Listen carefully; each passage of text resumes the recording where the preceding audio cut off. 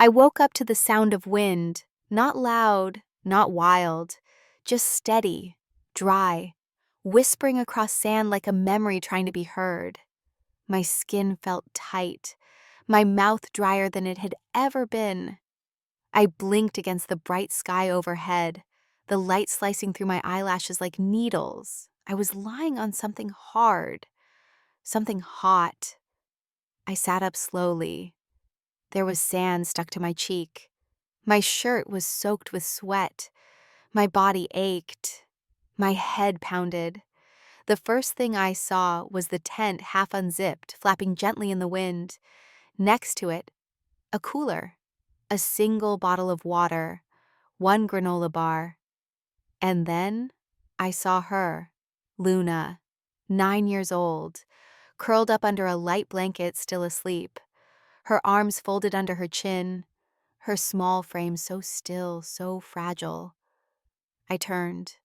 No other tents, no boats, no cabins, just sand, dry bushes, and beyond that ocean, not a sound except wind and waves and silence. We were alone. I looked down. My heart skipped.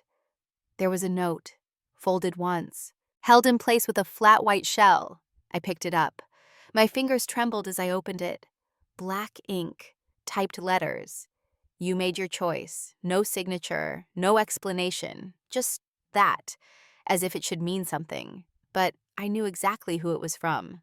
My family. I didn't scream. I didn't cry. Not yet. Because deep inside, in a place I had trained myself to ignore, I knew this wasn't an accident. This wasn't a mistake. They left us here, on purpose. And if I didn't figure out what to do next, they would win. I looked around again. The sun was already high. We were stranded. No phone, no signal, no transport. And the island, we weren't even on the main coast anymore. The boat we came in was gone. Luna stirred. I knelt beside her and brushed hair from her forehead. She opened her eyes, slowly confused, her gaze searching mine. Dee Dee? Where is everyone, Dee Dee? Her way of saying auntie, short for Dee Dee Ma, my sister's child. They went out, I said softly. Just rest. We'll figure it out. She blinked, sat up halfway. I'm thirsty. I handed her the water bottle, one of only two we had.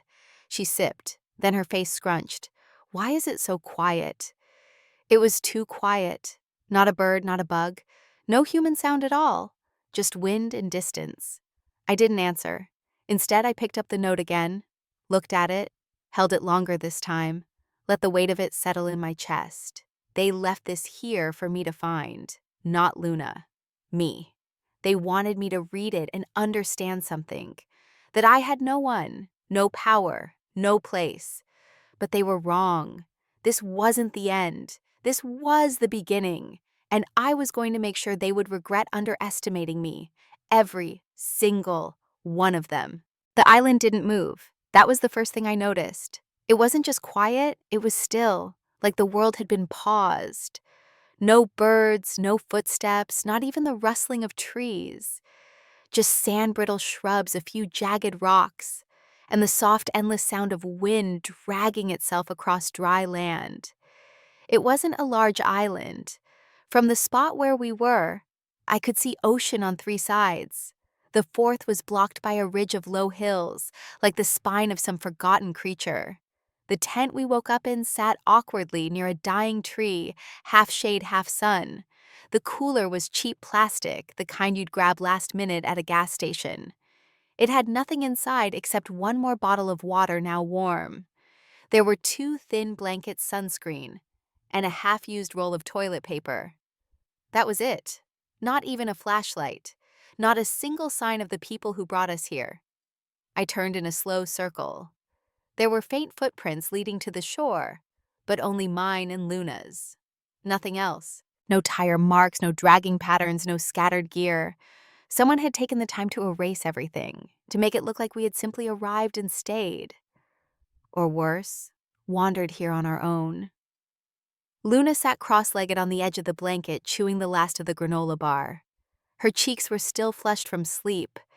She looked too small for the world around her. "Why didn't they wake us?" she asked. Her voice was soft. I didn't answer. I didn't want to lie, but I also wasn't ready to tell her the truth, that the people we called family didn't see us as family anymore, that to them, we were obstacles. I walked toward the edge of the sand and stared out at the ocean. It shimmered like glass, but there were no boats, no signs of a dock, no jet skis, no sail, just water, endless, glittering, uncaring. I remembered arriving, vaguely, the boat ride, the sound of laughter. A thermos passed around, juice, they said, something tropical. I drank it to avoid more judgment. Luna drank it because she was thirsty. That was the last thing I remembered before waking up here. The air pressed in around me, dry, heavy. Even the sky looked faded, like it was holding its breath. I crouched beside the cooler and lifted the lid again, checking for something, anything I might have missed. But no, it was exactly as I left it, bare, almost like someone had designed it that way. Enough to survive a day, maybe two. Not long enough to think, but just long enough to fear. And then when we started to panic, they'd come back. Or not. Maybe they hoped we'd give up before that. Either way, the message was clear. We weren't supposed to last. Luna sat in silence for a long time. She hadn't asked anything else since the granola bar. Her small hands rested in her lap, fingers curled inward. The wind blew strands of her hair across her cheeks, but she didn't move them. She just stared straight ahead toward the empty ocean, toward the place where the boat should have been. I could tell she was trying to understand, trying to place this day into a shape that made sense. I sat beside her. She didn't look at me. Her voice, when it came, was quiet. "Are they coming back?" I hesitated. The air between us grew heavier. I wanted to say yes. I wanted to lie. But I knew the truth would come eventually. And I didn't want to be the next person in her life who broke trust. "I don't think so," I said. She blinked. "Why not?" "Because they never meant to stay." She turned to me then. Her eyes weren't scared, just tired. Too tired for someone her age. "Did we do something wrong?" I shook my head. "No, we didn't." "This isn't about us doing something wrong. It's about them wanting something we wouldn't give." "Like what?" "It's complicated," I whispered. "Adults make things complicated when they don't want to say they're being greedy." I looked at her, startled. Luna wasn't like most kids. She noticed things. She remembered things. She saw through things. I smiled just a little.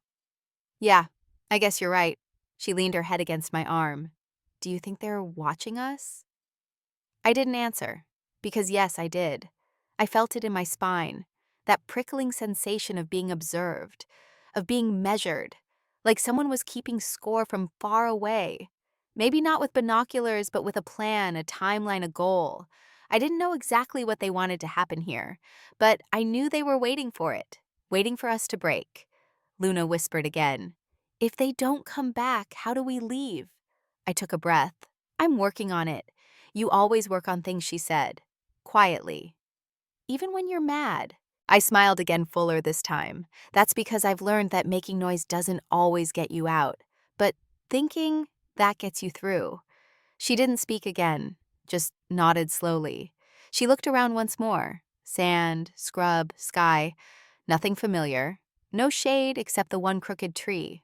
No direction. We were alone, but we were still together. And that mattered more than anything. I wrapped an arm around her. She leaned into it. For now it was enough. For now she didn't need answers, just presence. And I could give her that, even if I had nothing else. 3 weeks earlier, the message came in just past midnight. A family group chat I didn't remember being part of anymore. The notification buzzed twice, then again. I ignored it at first. Luna was asleep on the futon beside me, her arm draped across her sketchbook. She always drew at night now, sometimes birds, sometimes oceans, sometimes nothing at all, just patterns that looked like rain. I picked up my phone. The group chat had a new name, Family Reset, Beach Trip. The latest message was from my mother. "Clara, this would be good for you." For Luna. It's time to reconnect. Underneath that was a long message from my older brother Grant. We've booked a weekend house on Sandtail Island. Beautiful, secluded, peaceful. No distractions, no emails, no pressure. Just us. Just family. Grant always made things sound like offers when they were really demands. He was a partner at a tech firm married to a woman who laughed too loudly and posted inspirational quotes she didn't believe. I stared at the message for a long time. No distractions, I repeated in my head. No phone signal. No escape. I didn't respond. The next morning, my mother called. Her voice was gentle, performative. Clara, don't make this harder than it needs to be. You know how important unity is. Luna hasn't seen her cousins in months. She needs to know she belongs. I said nothing. She waited. Then she played the card she knew I couldn't ignore. Your sister would have wanted you to stay connected, for Luna's sake. That did it. That name, that memory, the one thing they could still use to reach me. My sister Delilah was the only one who had ever defended me, and now she was gone. A car accident, a phone call in the night, and a will that no one expected. Luna was left to me. Not Grant, not my parents. Me. They hadn't hidden their shock. My mother had tried to smile through it. My father refused to speak to me for 3 weeks. Grant had filed a quiet petition for joint guardianship, which the court rejected. Delilah had been clear. Luna stays with Clara. So they pivoted. Played Naim Nanisi. Rebranded manipulation as care. Let's all get away for a while, my mother said. Make new memories. Heal. Luna was the one who really sealed it. That night she found the message thread and showed me the pictures Grant had posted. A wide beach, a dock, a long modern house with huge windows. Look, she whispered, eyes shining. It's like the pictures I used to draw. Can we go? I looked at her face and felt the last of my resistance break. I nodded. Okay, we'll go, just for a few days. I convinced myself it might not be so bad. I told myself maybe they had changed. Maybe grief had softened them, reshaped them.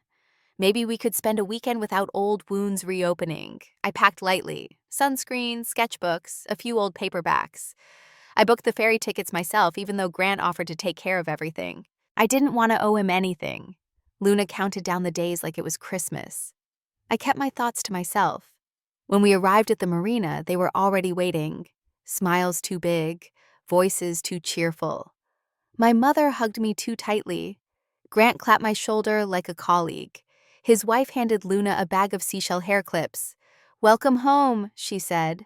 I felt something tighten in my chest, but I said nothing. I just smiled, quietly, like I always did. I didn't know it then, but I was already walking into a trap. The first meal was served on the back patio under string lights, the kind meant to feel warm and charming, but somehow felt staged. The table was long set with mismatched ceramic plates and cloth napkins folded into little triangles. It was all meant to look casual, but I could tell everything had been planned. The menu was fixed: grilled salmon, quinoa, salad, lemon water. Grant poured the drinks like he owned the place, laughing at his own stories, while his wife nodded too often. My parents sat at the far end exchanging glances, sipping wine. Luna was next to me, quiet, picking at her salad. I could feel the eyes on me before the words came. Still doing that freelancing thing? Grant asked, smiling, voice light but sharp. I looked up slowly. Yes. Must be nice, he said. Working in your pajamas, setting your own hours. Some of us have real deadlines. His wife laughed. My mother sighed, setting her fork down with intention. Clara, I've always said you're smart. But don't you ever think about something more stable? Something Luna can look up to? My father didn't speak. He never did during these moments. Just let the women do the pushing. I took a sip of water. Cool, faintly citrusy. I like what I do, I said. It works for us. But is it enough? My mother pressed.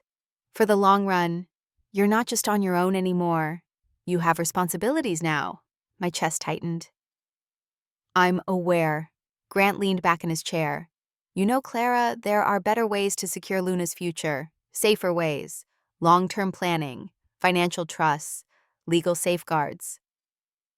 I have a plan, I said. One that doesn't involve giving you control. The table went still for a moment. The lights above us flickered slightly, or maybe it just felt that way. Grant's smile didn't break. I'm just saying you shouldn't let pride get in the way of smart decisions. Delilah would have wanted. Don't, I said. He paused. His wife looked down. My mother lifted her wine glass and studied the color. We just want what's best, she said. For Luna. Then stop treating me like I'm the problem, I replied. No one spoke after that. We finished the meal in silence. Plates scraped, glasses clinked. The ocean murmured in the distance like it knew a secret. After dinner, Luna asked if we could walk along the shore. I said yes. She held my hand tightly, her small fingers curled into mine. They don't like you very much, she said softly. No, I answered. But I'm not here for them. You're here for me. Always. She didn't smile, but she didn't let go. The waves brushed against our feet. The sky darkened. Somewhere behind us, the family planned their next move. But I didn't know that yet. Delilah wasn't supposed to die young. She was the one with the plans, the spreadsheets, the color-coded calendars. She had Luna's college fund mapped out before the child could even read. She had everything in order, except death. When the call came, it was 2:14 a.m. I remember the exact time because I was awake staring at the ceiling thinking about overdue invoices and how to stretch $50 into groceries for the week. The voice on the phone was calm, practiced. There's been an accident. Delilah had been driving home from work. Rain, a curve too sharp, no seat belt. That was all they said. I hung up. I didn't cry right away. It took hours. It hit only when I saw Luna still asleep, hugging her stuffed penguin. Her face relaxed, her whole world still intact. I dropped to the floor beside her bed. I didn't sleep that night, or the next. The funeral was small. Delilah had wanted simplicity, but the emotions weren't simple. The air between us all was tight, strained. My mother wept dramatically. My father stood silent. Grant gave a speech that sounded more like a resume than a eulogy. I stayed at the back, gripping Luna's hand. She didn't cry much. She just held on to me like she knew I was the last familiar thing left. A week later, the reading of the will changed everything. Delilah had left full guardianship to me. No joint custody, no conditions, just a clear final decision. Clara has always understood Luna in ways no one else does, the lawyer read aloud. She sees her not just as a child, but as a whole person. That's who I trust. My mother's face crumpled in confusion. My father muttered something under his breath. Grant stood up and walked out. For a few weeks after that, I thought maybe they'd respect her wishes. Maybe grief would melt old resentments. But it didn't. Instead, they circled. They made offers, small comments. You sure you can handle this? Luna needs structure. You're already struggling, Clara. Be realistic. Grant even sent over a lawyer to help navigate the paperwork, but it was clear what he wanted to rewrite it, to take Luna back into their fold, into the family trust, into the legacy. But I said no, every time. I didn't say it with anger. I said it like a stone, unmovable, because I knew what they really cared about. Not Luna's well-being, not her grief, but control. That's when they shifted tactics. They stopped fighting directly, started pretending to care. Invitations to dinner, texts with concern. And finally, the trip, the beach house, the reset. I almost didn't go, but Luna asked. And when I looked into her face, I saw Delilah. I saw the same quiet hope, the same resilience. And I couldn't say no. I packed our bags, told myself I'd keep my guard up, that I'd be careful. I didn't expect them to love me. I didn't even expect peace. But I never imagined they'd go this far. Never thought they'd try to erase us. The morning we disappeared started with sunshine, golden and bright, too perfect to trust. Luna woke early, full of excitement. She dressed herself in the new sundress Grant's wife had given her, yellow with little palm trees. It made her look like a postcard. I braided her hair while she ate half a muffin. They said we're going on a boat today, she told me. Uncle Grant said there's a secret cave. Can we swim if it's not too deep? I nodded, managing a smile. The plan was already in motion. I just didn't know it. At breakfast, the table was set outside again. A pitcher of orange juice fruit pastries. My mother stood at the edge of the deck humming something classical under her breath. Grant was on the phone facing the sea. His wife poured juice into 6 glasses. One for each of us. She handed me mine personally. "You need to hydrate. It's going to be a hot one," she said. I took the glass, sipped once. It tasted too sweet, almost artificial, but I assumed it was just the brand. I didn't want to be rude. Luna drank hers in 2 gulps. "It tastes like jelly beans." She laughed. "That's not juice," I said lightly. "That's candy in disguise." She giggled and reached for more, but I stopped her. "Save it for the boat," I said. "You don't want a sugar crash." 30 minutes later, we were gathering bags and towels. Grant directed everything like a wedding planner. My father carried a cooler. My mother handed out sunscreen with unnecessary force. "We don't want burns," she muttered, "especially not on little shoulders." I didn't notice it then, but they didn't pack any food for us. Just 1 bottle of water, 1 towel, 1 bag. The others had full coolers, umbrellas, folding chairs. They made sure we had just enough to not question it, but not enough to last. When we boarded the boat, Luna sat near the front, her face turned toward the wind. I sat behind her, still uneasy, but trying not to ruin the day. Trying to believe this was just a family trip. That I was imagining the chill in my mother's smile. The boat pulled away slowly, slicing through the calm waves. The sky overhead was cloudless. Luna looked at me and grinned. "This is the best day ever," she said. I smiled back, but the wind had changed, and so had everything else. I don't know how long I was unconscious. The sun was already high when I opened my eyes. My skin burned. My head throbbed. My mouth felt like it was full of sand. The boat was gone. The sounds of motors, laughter, even the waves, they were all gone. All that remained was the quiet scrape of dry wind against canvas and sand. I sat up too quickly. The world spun. My stomach twisted. I tasted the sweetness of that juice again, clinging to the back of my tongue like syrup. I turned toward the tent. Luna was still asleep, curled under one of the thin blankets, her face flushed, breathing slow and shallow. I crawled to her, touched her forehead. She stirred but didn't wake. "Luna," I whispered, "wake up." She blinked, groggy, confused. "Dee Dee, yeah, baby, I'm here." She sat up slowly, rubbing her eyes. "Where are we?" I looked around. An island, I think. "Where's everyone else?" I didn't answer right away. I stepped outside the tent fully. It was hot, brutal. I scanned the shore, hoping to see the edge of a boat, a flash of metal, something. Nothing, just sand, and water stretching out like a trap. That's when I saw it. Near the cooler, placed neatly on top of a folded towel, was a piece of paper. Folded in half, weighed down with a smooth rock. My heart jumped. I picked it up with both hands. My fingers were shaking. The paper felt heavy despite its lightness. I unfolded it. 1 sentence. Typed, no name. No punctuation, no apology. "You made your choice." I stood still for a long time. The wind pulled at the corners of the note as if trying to take it away before it could do more damage. But the damage was already done. I read it again, then again.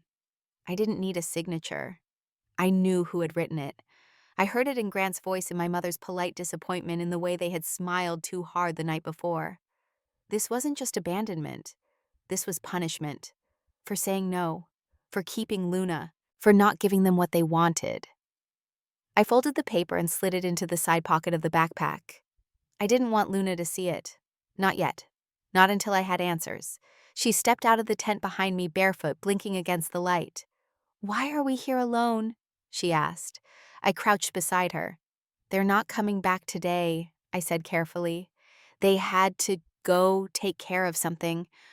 When will they come back?" "Soon?" I lied. She looked at me, studying my face the way Delilah used to. "Are we okay?" I took her hand. "We will be." I didn't believe it yet. But I had to say it. Because we couldn't afford to break. Not now, not yet. We rationed what little we had. 1 bottle of water between us. 1 granola bar, 1 towel for shade. The sun didn't care about fairness. It pressed down on us like judgment.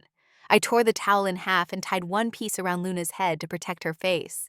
She sat under the tent flap, legs crossed, arms around her knees, trying to stay small. I gave her sips of water, counting each one in my head. 4 for her, 1 for me. Then nothing for another hour.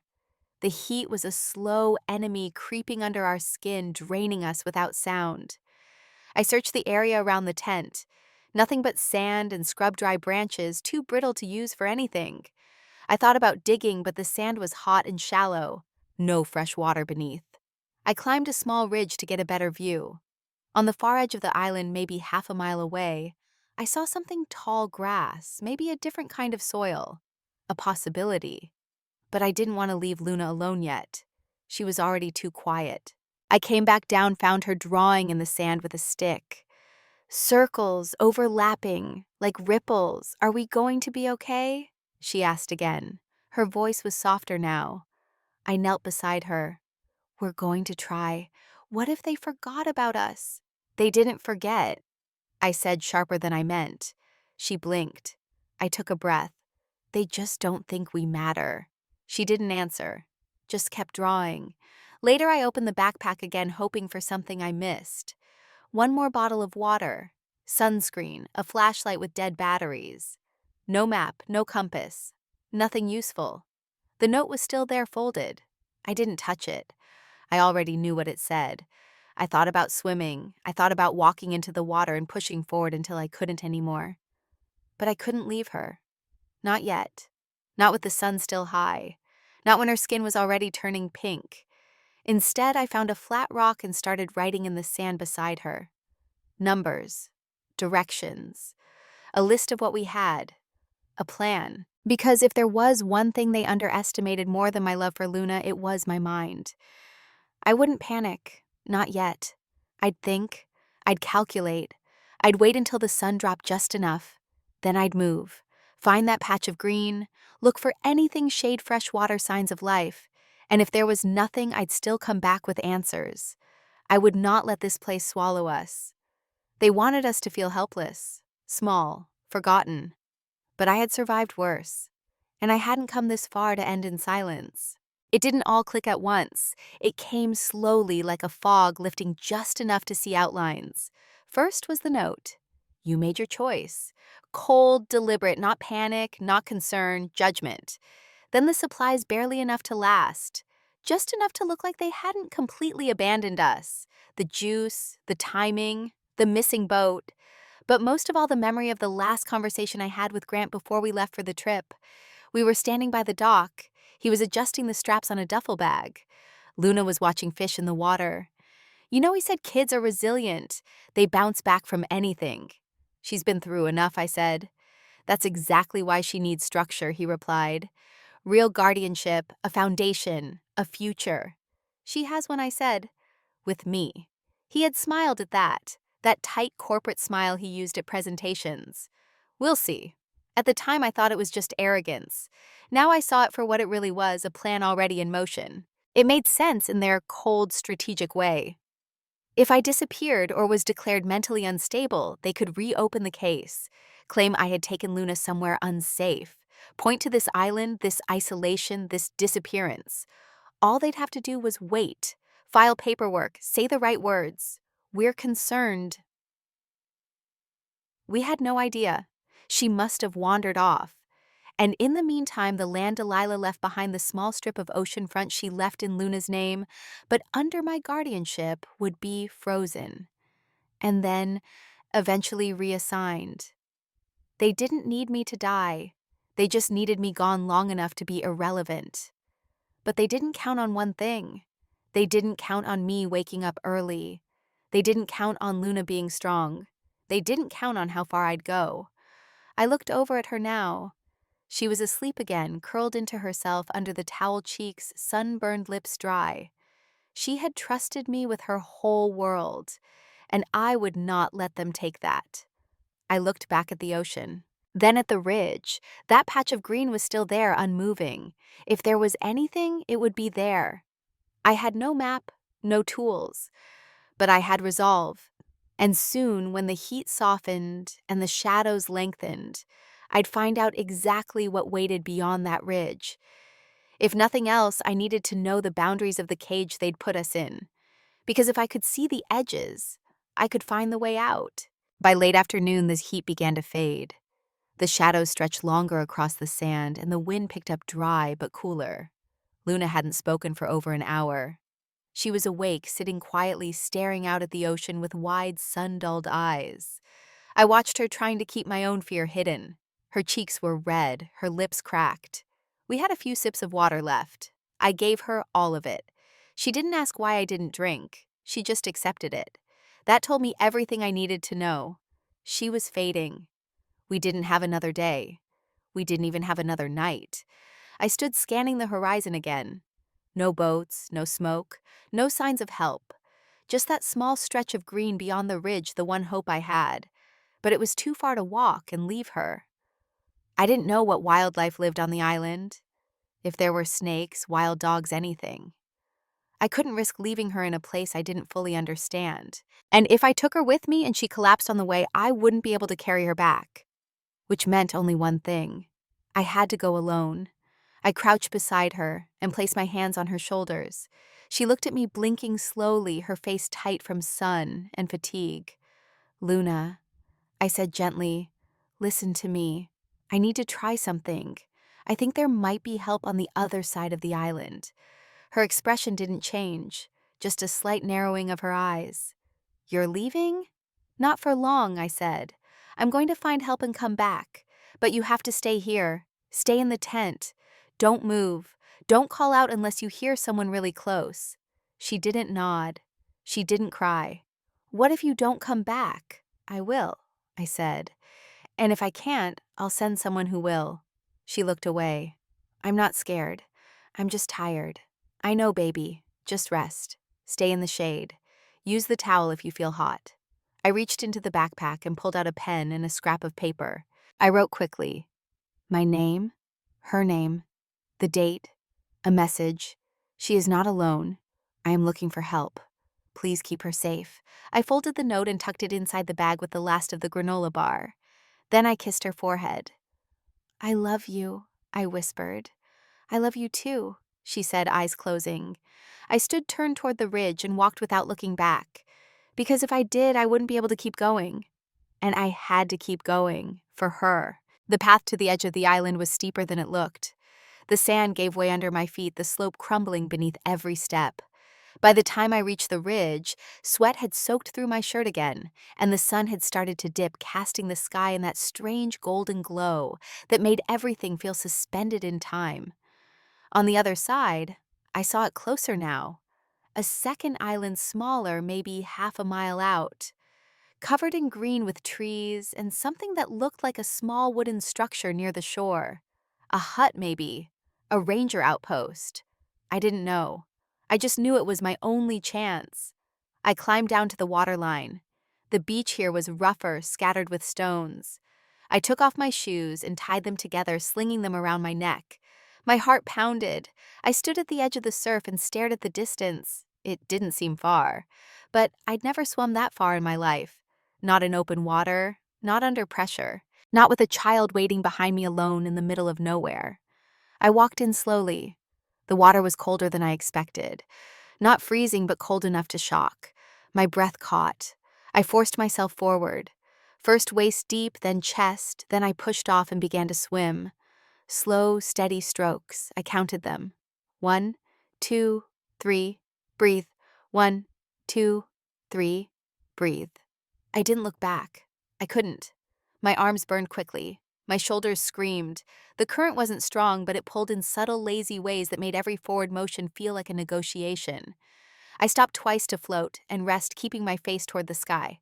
Every time I looked up, the second island seemed exactly the same distance away. Time distorted. My muscles felt like they were unraveling. I talked to myself, not out loud, just inside. "You can't stop, not now, not like this. Luna is waiting, you don't get to give up." That voice inside me, quiet but solid, was louder than the water, louder than the fear. I kept moving. At one point, a cramp seized my calf so violently I thought I'd sink. I rolled onto my back, kicking with the other leg until it passed. My hands shook. My mouth tasted like salt and iron. I thought about Delilah. I thought about how angry she'd be if I didn't make it. How she'd never forgive me for leaving Luna alone. That thought cut deeper than exhaustion. It made me swim again. Just a little further. Then I saw it. The outline of a dock, faded wood, a small boat tied to a post. My arms felt like dead weight, but I pushed, hard. When my feet hit sand again, I collapsed forward onto the shore, coughing, crying, not loud, just gasps, shaking, breathing. I lay there until I could move again. Then I stood barefoot, soaked, trembling, and staggered toward the hut. A metal door. I knocked, once, twice. A voice from inside. "Hello!" A man's voice. Older. Sharp. I pounded the door with my fist. "Help!" I choked out. "My niece. She's on the other island." "Alone?" The door opened. A man with a weathered face, sunburnt arms, wide eyes. He didn't ask questions. He stepped aside and grabbed a radio. "Get me the Coast Rangers," he said. "Now." They found Luna within 45 minutes. The ranger boat moved fast across the water, the sun just starting to fall below the horizon as they reached the shore. I rode in the front, wrapped in a towel, lips cracked, skin raw, watching the island shrink behind us like something I was trying to forget but couldn't. She was still in the tent when they arrived, clutching the backpack like it was part of her.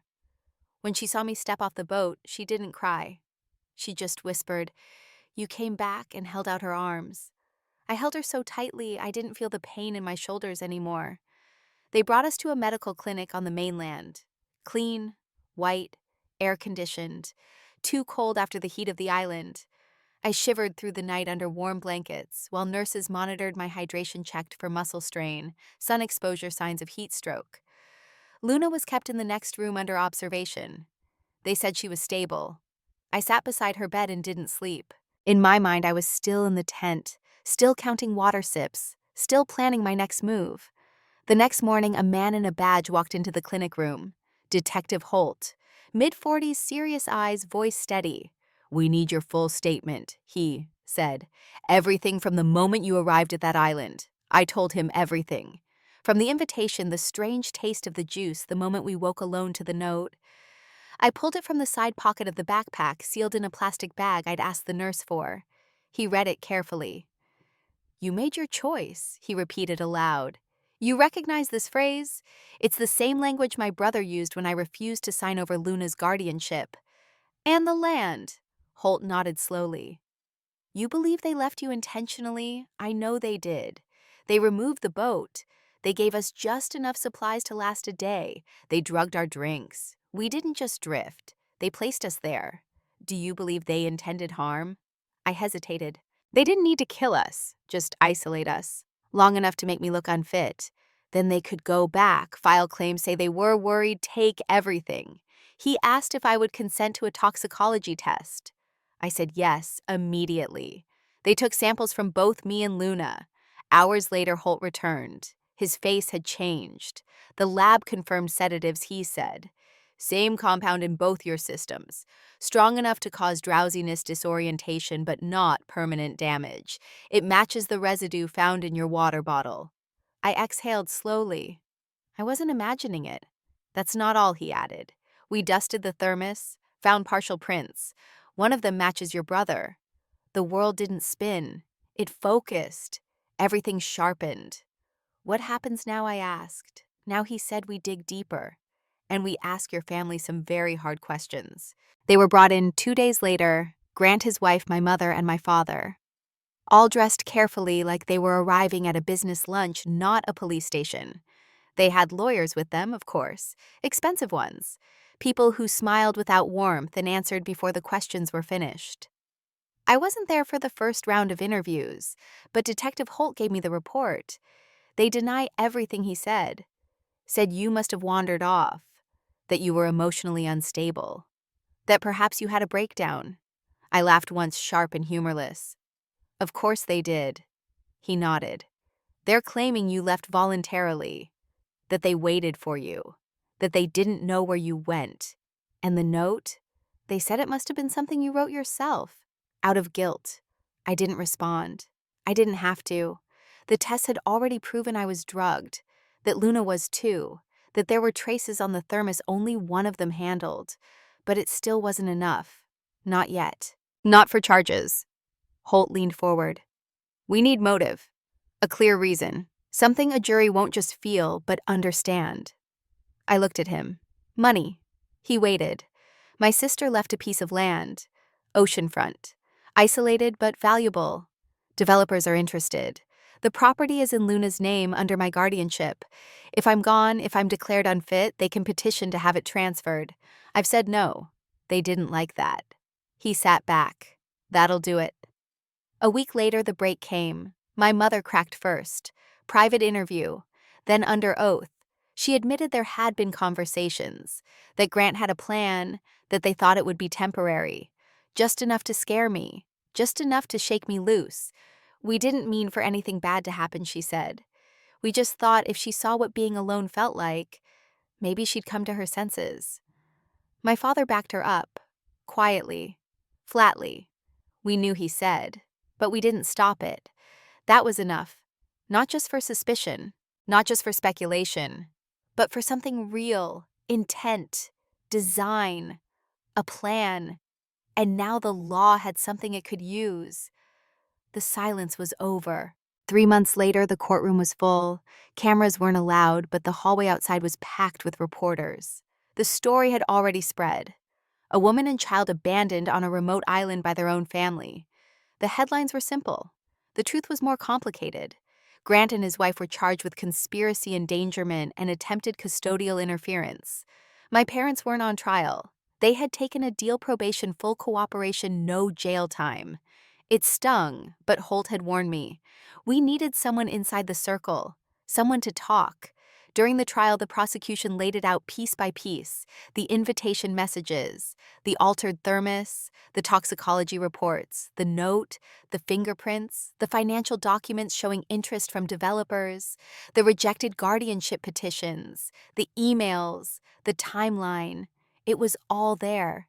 Grant's lawyer argued I was unstable, that Delilah's death had broken me, that I had run away, faked a crisis, then framed them when things didn't go as planned. But I'd passed every psychological evaluation. I had Luna's consistent testimony, and the evidence spoke louder than any theory. The judge didn't rush, but when the verdict came, it was clear.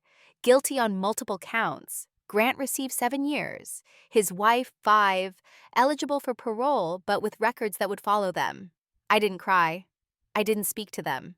As they were led away, Grant looked at me. Not angry, not pleading, just hollow. Like he still didn't understand how I could win. How I, the one they all called weak, had pulled it off. I never looked back. Because this wasn't about revenge.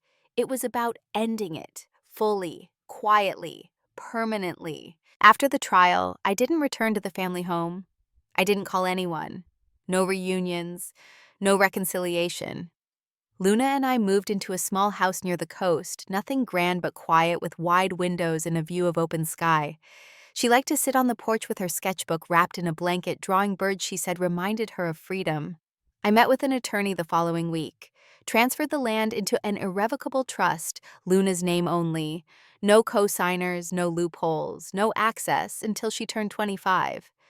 I pulled the remainder of my funds from the family trust, the one Delilah had always warned me about. Within days, the family's cash flow dried up. Their Airbnb properties stalled. Legal fees drained what little savings remained. I didn't make announcements. I didn't post anything. I just signed the right forms at the right time in silence. Grant's wife tried to contact me from prison letters, voicemails through her lawyer. I never answered. My mother sent flowers. I sent them back. My father stopped trying. That was fine. I wasn't angry. I was finished. Luna started school again. Slowly, her color returned. Her drawings grew brighter. She smiled more often. She stopped asking about the island. We built a routine, morning tea, evening walk, stories before bed. One night she turned to me on the porch, eyes full of something I hadn't seen in months. "Do you think they'll try again?" she asked. I shook my head. "No. They lost, and they know it, but they didn't believe you'd fight back," she said. "They thought I was tired, that I'd fold. Why didn't you—" I looked at her. "Because I looked at you, and that was enough." She didn't answer, just leaned against me, quiet. That's how we stayed, wrapped in stillness, not broken, not bitter, just safe. Weeks passed, then months. Season shifted. The story faded from the news, replaced by other headlines, other names. But for us, the ending still felt fresh, like ink that hadn't fully dried. One evening, as the light dipped behind the horizon and the porch glowed with that soft golden haze, Luna closed her book and looked at me. "Dee Dee," she said quietly, "did you think we weren't going to make it?" I didn't answer right away. The wind moved across the grass. The world held its breath. I didn't know I finally said, but I knew I couldn't stop trying. She nodded slowly. "I wasn't scared when you left. I knew you'd come back." "How?" "Because you never leave me," she said simply. I turned away so she wouldn't see the tears gathering in my eyes. I looked out over the field behind our house, wide and open, nothing to trap us anymore. There's a kind of revenge that screams, that demands, that burns everything down, but mine was different. Mine came in silence, in the way I stayed alive, in the way I held on, in the way I walked into that courtroom without fear, in the documents I signed that turned their power to dust, in the air we breathe now free from them. It didn't take fury, it took patience and clarity, and the knowledge that I was never what they said I was: weak, useless, easy to break. I was none of those things. They tried to erase me, to erase us, but we wrote ourselves back in, line by line, choice by choice. I reached over and squeezed Luna's hand. "You know what the best part is?" I asked. She shook her head. "They don't get to be in the story anymore," I said. "They're just a chapter, and we've already turned the page." She smiled. Not a big smile, just a quiet one, the kind that meant everything. And in that moment, I knew we were going to be okay. Not because the world had changed, but because we had. They thought they left us behind. They thought we'd disappear. They were wrong. We came back, and we weren't the same.